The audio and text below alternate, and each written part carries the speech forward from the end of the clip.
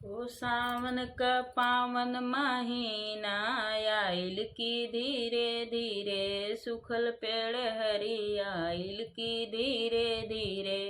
ओ सावन का पावन महीना आइल की धीरे धीरे, सुखल पेड़ हरियाइल की धीरे धीरे।